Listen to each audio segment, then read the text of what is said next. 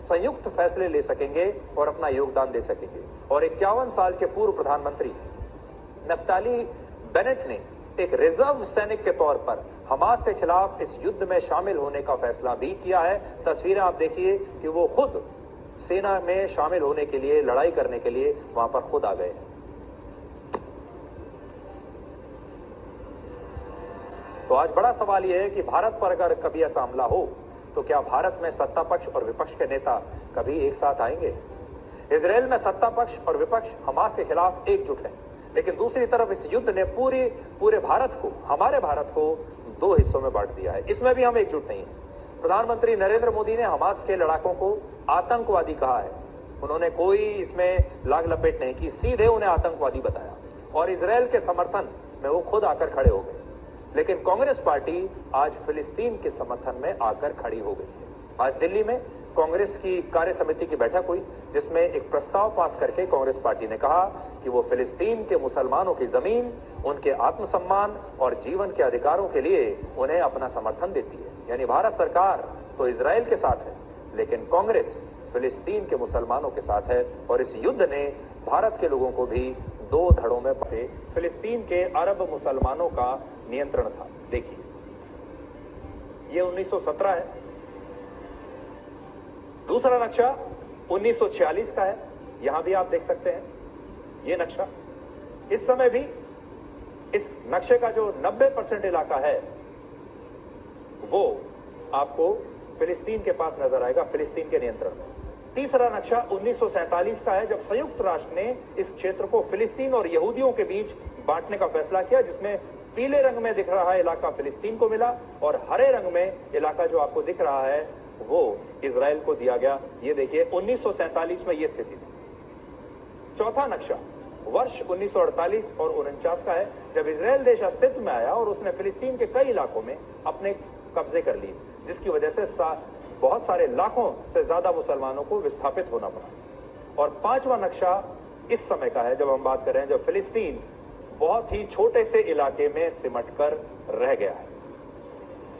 अब बहुत सारे लोग ये कहते हैं कि इजराइल ने फिलिस्तीन के अरब मुसलमानों की जमीनों पर कब्जा कर लिया, इसलिए हमास ने जो हमले किए हैं वो सही है। लेकिन क्या वाकई में ये जमीन इस्लाम धर्म को मानने वालों की है, मुसलमानों की है? सच ये है कि ये जमीन पहले इजराइल की ही थी। 1000 ईसा पूर्व इस क्षेत्र में किंगडम ऑफ इजराइल का शासन था, जहां यहूदी रहते थे। लेकिन बाद में यहूदियों पर हमले हुए तो वो इस क्षेत्र को छोड़कर यहां से यूरोप के दूसरे देशों में चले गए और इस्लाम के उदय के बाद ये इलाका फिलिस्तीन के अरब मुसलमानों के कंट्रोल में चला गया। यानी कायदे से ये क्षेत्र शुरुआत में यहूदियों का था, लेकिन फिलिस्तीन के मुसलमानों ने इस पर कब्जा कर लिया। और दूसरे विश्व युद्ध में जब हिटलर ने यहूदियों का नरसंहार किया तो वो वापस इजराइल लौट गए अपनी जान बचाने के लिए और उन्होंने अपनी जमीन वापस ले ली। इजराइल में भी नियंत्रण की सबसे बड़ी लड़ाई पूर्वी यरूशलेम को लेकर है, क्योंकि ये इलाका ईसाई, इस्लाम और यहूदी तीनों धर्मों के लिए अहम है। तो सोचिए, यहां पर 3 धर्म का ये जो छोटा सा क्षेत्र है, यहां से 3 धर्मों की उत्पत्ति हुई है। दुनिया के 3 सबसे बड़े धर्म कह सकते हैं आप इन्हें, हिंदुत्व को अगर हम छोड़ दें। असल में ये तीनों ही धर्म अपनी शुरुआत की कहानी को बाइबल के पैगंबर इब्राहिम से जोड़ते हैं। ईसाई धर्म के लोगों का जुड़ाव इस क्षेत्र से इसलिए है क्योंकि उनका मानना है कि ये वही जगह है जहां कलवारी की पहाड़ी पर ईसा मसीह को सूली पर चढ़ाया गया। उनका मकबरा स्पेलकर नाम के चर्च के अंदर स्थित है और ये उनके पुनरुत्थान का स्थल भी माना जाता है। यानी इसीलिए ईसाई इस जगह को बहुत पवित्र मानते हैं। इसलिए आप कह सकते हैं कि ईसाइयों के लिए ये जगह बहुत खास है, बहुत पवित्र है।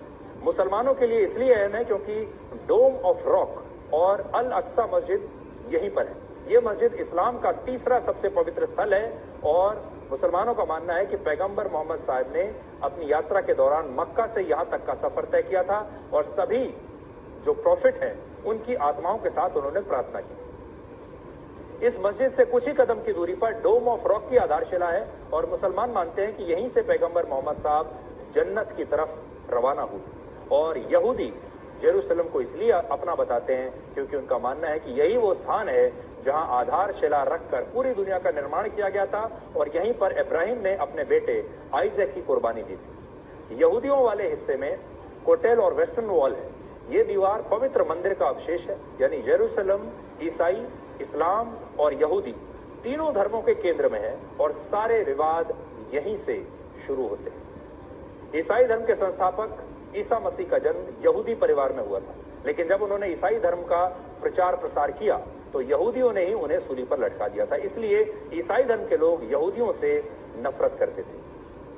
तो ये एक पुराना इतिहास है इस जगह का, और जैसे जैसे ये कहानी आगे बढ़ेगी, क्योंकि ये जो युद्ध है, अगर आप हमसे पूछें, ये युद्ध अभी रुकने वाला नहीं है, ये युद्ध अभी और फैलेगा, इसमें और ज्यादा देश शामिल होंगे, इसका इलाका और ज्यादा फैलेगा। इसलिए आने वाले दिनों में ये युद्ध पूरी दुनिया को परेशान करने वाला है। अब दुनिया की नजर यूक्रेन और रशिया के युद्ध से हटकर यहां पर आ गई है, और यकीन मानिए यूक्रेन का युद्ध था, उस पर तो उसकी वजह से आपके जीवन पर असर पड़ा ही था, लेकिन इस युद्ध का भी आपके जीवन पर असर पड़ने वाला है। मिडिल ईस्ट में तेल होता है और तेल अभी से महंगा शुरू हो गया है, स्टॉक मार्केट क्रैश होना अभी से शुरू हो गया है, और अभी बहुत सारी ऐसी चीजें होंगी जो आपके जीवन पर सीधा प्रभाव डालेंगी।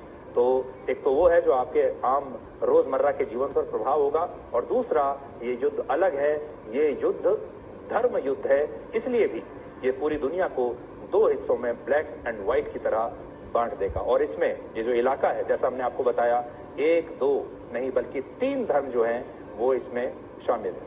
7 अक्टूबर को जब इजराइल पर हमला हुआ, तब इजराइल में यहूदी अपना सबसे बड़ा त्योहार मना रहे थे, जिसे सिनचैट तोरा कहते हैं, और इस त्योहार पर लोग आराम फरमाते हैं, कोई काम नहीं करते उस दिन, कहीं पर यात्रा पर नहीं जाते, कहीं बाहर नहीं निकलते। और इसी दिन हमास ने बहुत सोच समझकर उनके आतंकवादियों ने इजराइल पर हमला किया।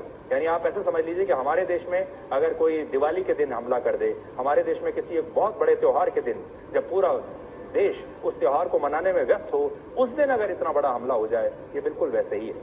सृष्टि